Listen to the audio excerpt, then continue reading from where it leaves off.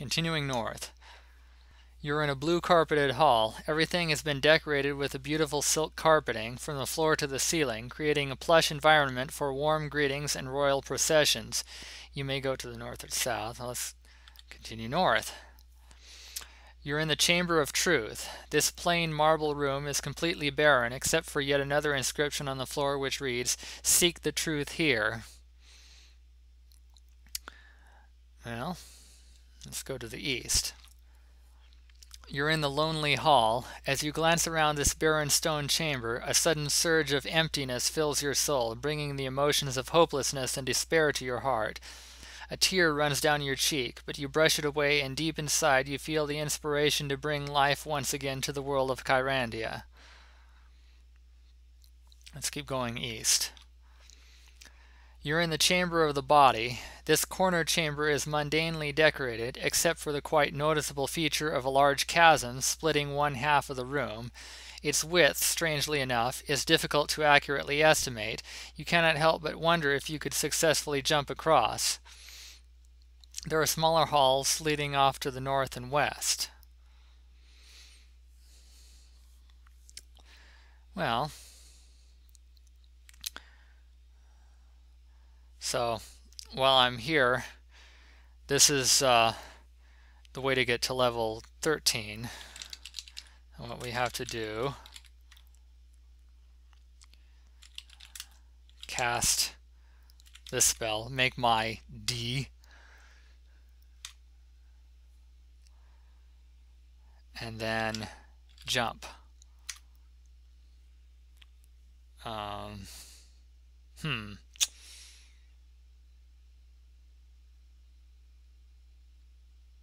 That doesn't seem to be, let's see.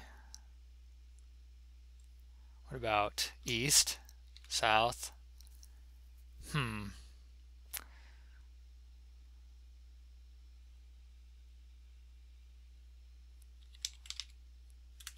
Jump into, oh, what am I doing? Jump over chasm? Oh, this is a problem.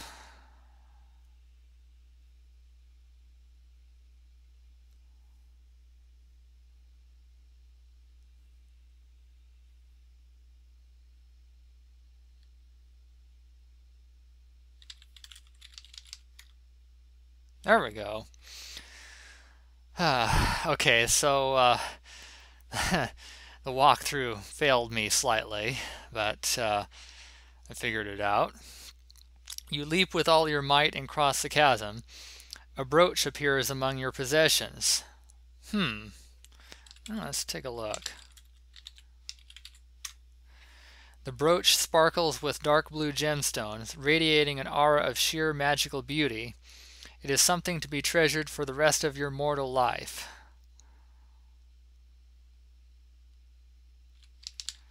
Let's see.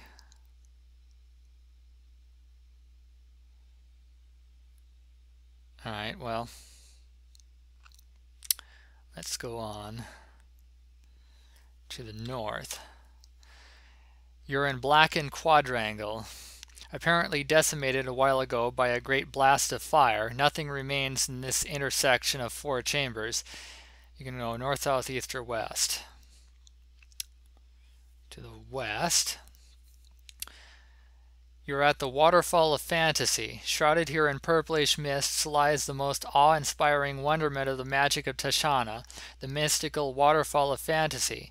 Before you, rising high into the clouds, this majestic cascade of beautifully clear water sparkles flamingly as it rushes from the heavens to this dream world come true, stepping down on plateaus made of pure emerald.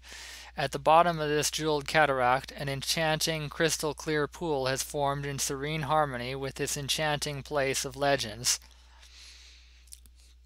The air is filled with the sweet aroma of the surrounding lavender rose bushes and the melodious music of songbirds singing in joy.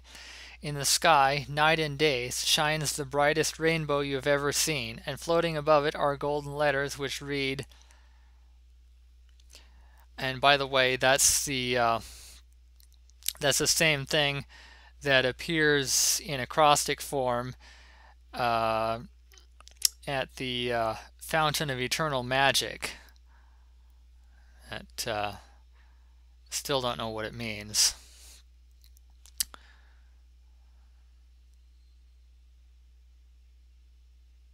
Let's go back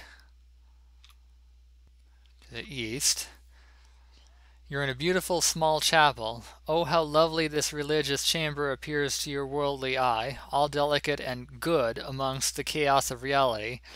The silver altar on the far side, don't bother looking, it doesn't have an extra description, is tarnished, something that you notice with considerable irony. After all, it is the holy focus of the wonderful goddess Tishana. You look around and suddenly realize this world is no longer a living fantasy, but instead a cold gray world, long forgotten by its patron goddess. You feel the desire to leave. Man. I don't know what to say. Further north, you're in the chamber of the mind. The only really noticeable feature of this room is some writing on the floor which reads, "This thing all things devours, birds, beasts, trees, flowers, gnaws iron, bites steel, grinds hard stones to meal, slays kings, ruins town, and beats high mountains down." Well, we know the answer. Time. An emotionless voice responds, "Correct." A pendant appears in your hands. Let's see. The pendant is made of dull silver with little ornamentation except for a rough inscription which reads, "Nothing is impossible if only you believe."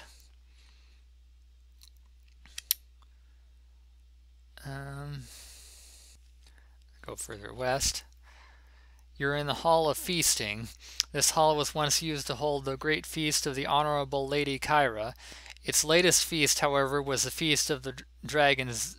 The feast the dragon Tsar had upon the flesh of the last inhabitants of this kingdom under the mountain.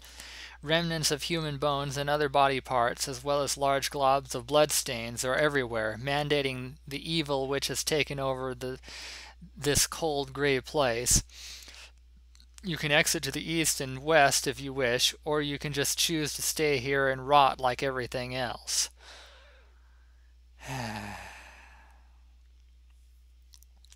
To the west, the Hall of the Royal Knights. Before your eyes lies yet another great hall, this kingdom under the mountain. You smirk as you glance at its Gothic architecture, again made mostly from marble like everything else in this forgotten realm. You spit on the floor in disgust. At your last glance, you also notice a triangular rune in the center of the floor. Words inscribed beside it say, "Patience, wisdom, and faith are the devotions of fools." Okay. And to the south, you're in the Chamber of Life. This is a dimly lit room with a somber ambience and a low hum that emanates from deep within. The floor is made of the purest white marble, and placed exactly in the center of the room is an unadorned altar. Exits lie to the north and south. And I just realized that I forgot to examine myself at level 13. Now I'm at level 14. Well, might as well examine myself. Broad-shouldered and very well built, Daniel appears to be the walking definition of a Hulk. Deep in his eyes, you see a total lack of mercy or pity, just a cold, hard stare. This wizard must have encountered many hard and dangerous situations. Well, just one, which I'm still in. Sewn onto his left sleeve in off-white threads is a patch of sorcery which reads, "White Wizard." He appears to be blah, blah, blah. Alright, let's go around the west side. You're in a hall. Yeah, very descriptive. Let's see, to the west we have the Chamber of the Heart. This particular room has a certain warmth to it, setting your spirit to peace. Nothing spectacular seems to catch your attention, except for an inscription on the west wall, which reads, "Commitment of the heart strengthens the soul." And let's see, at this point, I have to go offer heart to, in the name of the spouse, which is Henso. Your commitment to your heart's love proves you worthy of greater knowledge. A locket suddenly appears in your hands. Let's look at that. The locket is made from shiny gold, polished to perfection, and decorated with many intricate designs. You particularly notice a beautiful replication of a magnificent waterfall carved lovingly into its center. And examine myself again. Ragged from his many trials and tribulations, Daniel has a look of extreme wisdom in his dark eyes, and you can feel a powerful aura radiating from him. He appears to be tired and weary, but you feel wary of his magical powers. Magically attached to his left arm in magenta threads is a patch of sorcery which reads Mage. He appears and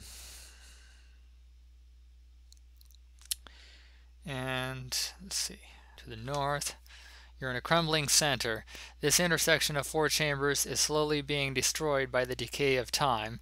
Once, long, long ago, this chamber was cared for and loved, but now it has been abandoned and left to waste away into oblivion.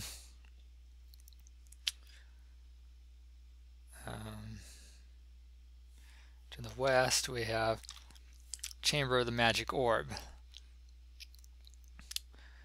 In the center of this room, floating high in the air, is the fading silhouette of a once great orb. Perhaps long ago it was a materialized reality, but now it has faded to a mere quasi-real image. Your hand passes freely through it, and it seems oblivious to your existence. Nothing really remains of this ancient magic. Like everything in Kyrandia, this fantasy seems to be dying too. And back to the east. Now,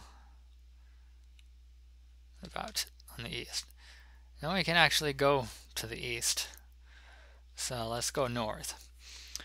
Chamber of the Soul. This mystical room strikes you with complete awe. As you look around, everything seems to extend forever in an infinity infinitely large universes with no boundaries.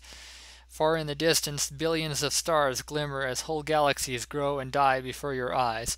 Within your vision, you are witnessing eternity, beyond any and all mortal limitations. You feel the rush of time passing by, oblivious to all things of physical nature. Doorways of light are exits to the south and east. And here, you can level up again by ignoring time. Your realization that time has no effect upon the immortal soul proves you worthy of greater enlightenment. You're now level 16. You also receive a ring, the symbol of universal unity, as a mark of your achievement. Take a look. The ring is made of pure gold and flawless in its design. You can notice that 12 tiny specks surround it, denoting some kind of significance. This is the holy symbol of wholeness, oneness, eternal unity. And look at myself. Daniel is clothed in dark robes, and a black hood with silver runes inscribed around the edges hides most of his features. However, you see the shine of what appear to be golden eyes staring out from the hood at you, eating into your soul. Sewn into the robe in bright pink threads is a patch of sorcery which reads Mage of Ice. And I only have a slot left for one more item. I hope. Now let's just go on. The east, a barren hall. Except for the dirty and worn marble floor, walls, and ceiling, there is nothing else of interest. Looking at such total emptiness makes you only more aware of the sheer desolation of this once dreamy fantasy world. Emotions of remorse, hopelessness, and plain disgust fill your heart, soul, mind, and body. And now we can go back down to the Chamber of Life. And I wonder if there is a description. Oh, there is. The altar, constructed from pure marble, stands about 4 feet high, and at first glance appears completely unadorned. However, as you examine it more closely, you are able to see a faded inscription which seems to read, yet another cryptogram. So what we have to do here is devote. You devote yourself. Your brooch vanishes in a red flash, your pendant vanishes in a blue flash, your locket vanishes in a golden flash, your ring vanishes in a purple flash. You're now at level 17. And I'll examine myself. A strange grin is a most noticeable feature of Daniel, and his eyes seem to be lit with deep curiosity and interest in his surroundings. He is dressed in red robes, which make him look quite dashing, and his dark brown eyes put you to ease. A matching patch of sorcery sewn in brown reads, Mage of Wind. I'm going to take a short break here. And I'm back. Well, the next thing to do is to go to the Chamber of Truth and do what it says, seek the truth. As you seek the truth, the goddess Tashana in all her glory and beauty appears before you and says, "This is your test to become a mage of fire. I wish you the best of luck." The goddess then vanishes. Suddenly you feel yourself in a game of tug-of-war. You fight with all your effort against your invisible opponent, trying to win. You feel yourself slipping and losing the battle when suddenly an inner strength pulls you to victory. You're now at level 18. Thing about this is actually random. Sometimes you win, sometimes you lose, and losing means you die and start over at level 1. Luckily, I got it this time. Let's look at myself. Daniel is a handsome young mage who has endured many hardships. A superb example of determination and willpower, he stands tall and proud, fearing nothing. You wonder if this is wise, considering the current conditions of constant danger. A patch of sorcery sewn in golden threads reads, Mage of Fire. He appears to be holding a... and so forth.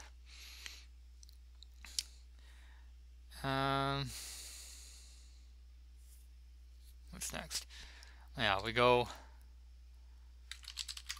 all the way down to the Hall of Music.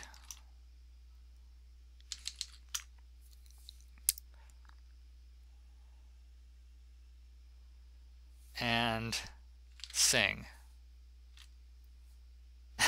You're now level 19, congratulations. Oh, that doesn't... Radiating an aura of sheer power and wisdom, Daniel is dressed in traditional wizard dress, even up to the cone-shaped hat. Sparks fly from his fingers and occasionally from his long black hair. There's that dragon again.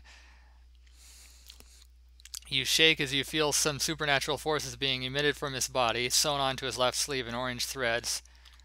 I better get out of here.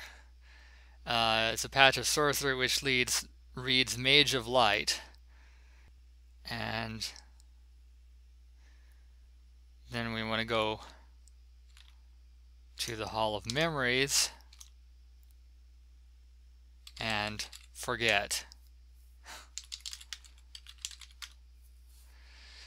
A bright white light emanates from Daniel, almost totally blinding you. After a second it fades and an elderly gentleman appears.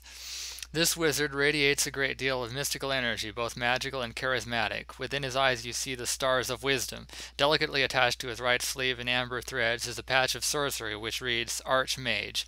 He appears, and so forth. Then we want to go to the Chamber of the Lady. What does it say again?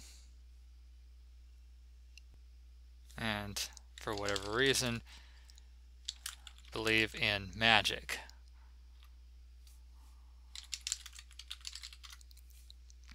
You gaze around and notice a fellow standing as though he were in a trance. You look into the eyes of Daniel, but the look is not returned. This hits you as being rather strange, for it leaves you a bit shaken. You try to gain his attention, but are unsuccessful. Sewn in black threads to his chest is a patch of sorcery which reads Archmage of Wands.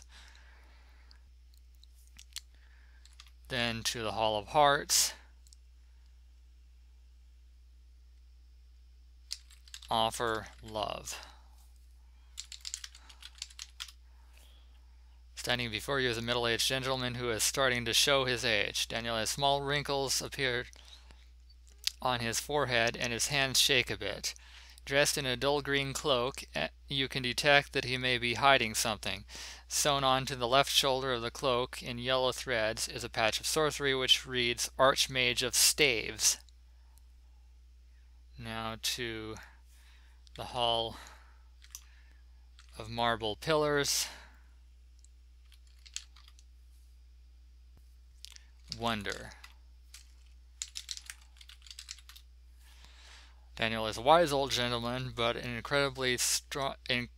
incredible strong magical aura emanates from him. His hair is silvery gray in color, and his eyes dull from the years he has spent in the world. Sewn in a unique shade of blue is a patch of sorcery which reads Archmage of Swords. Then, all the way up to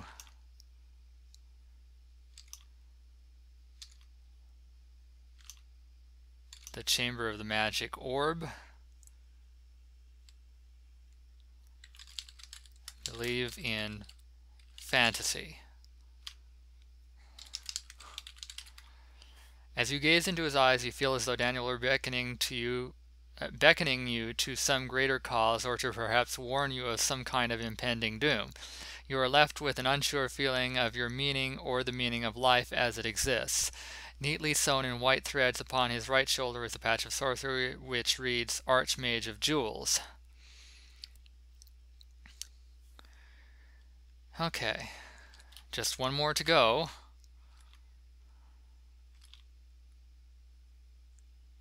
I haven't actually been up here, so I'm going to turn full descriptions back on. The Hall of the Throne.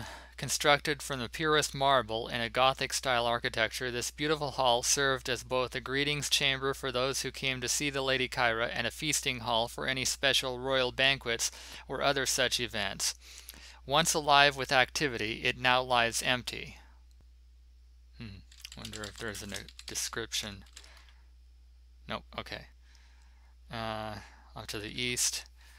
Royal Kitchen. This rather large room was once used to prepare the great feasts and banquets for the Lady Kyra and her guests.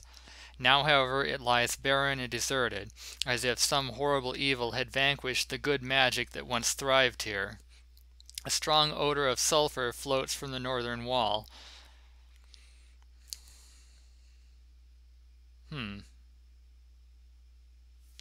Whatever. Continuing to the north. You're in the throne chamber, once the great hall where the Lady Kyra herself ruled the kingdom of Kyrandia. This Gothic-style chamber has been thrashed by some unknown force. The walls and floor have large cracks in them. Dust and debris cover everything, and anything of value has long since been looted by thieves. You also notice a huge hole in the northern wall, beyond which lies a pitch-black darkness. An evil stench of death and decay emanates from that hole. Okay, maybe there's a description in this room. No. Still. Alright. Further to the north. You're in the lair of the dragon. This dark, gloomy cave radiates an aura of incredible evil. The darkness hides almost all the features of this large, ragged cavern, but the distinctive odor of dragon waste identifies this place as a lair of a dragon. A chill of fear runs through your blood, and your heart beats fast as the effects of dragon fear overcome you. Okay, so I don't know how anyone is supposed to figure out how to do this, but what you're supposed to do here is answer, cast the spells, and cross the C's. Heart, soul, mind, and body are the keys. And it's not working. Let's see. I think something to do with the punctuation.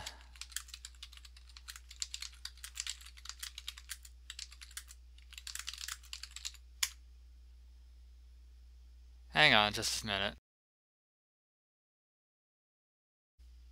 Well, let's try this with the dragon in the room.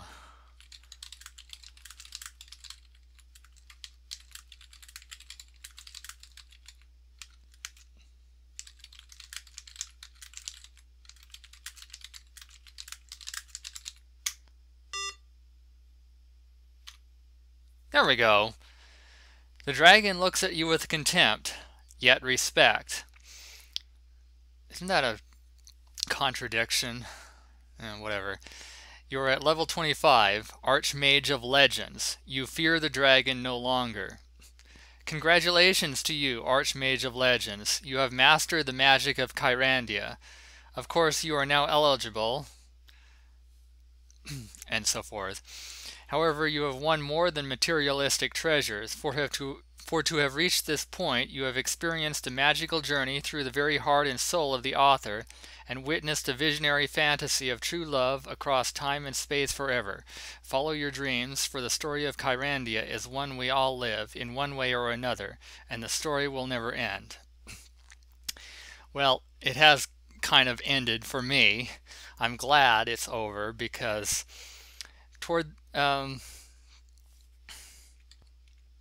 it was kind of tedious in a lot of places. The poor dragon can't do anything. Let's leave the room. In fact,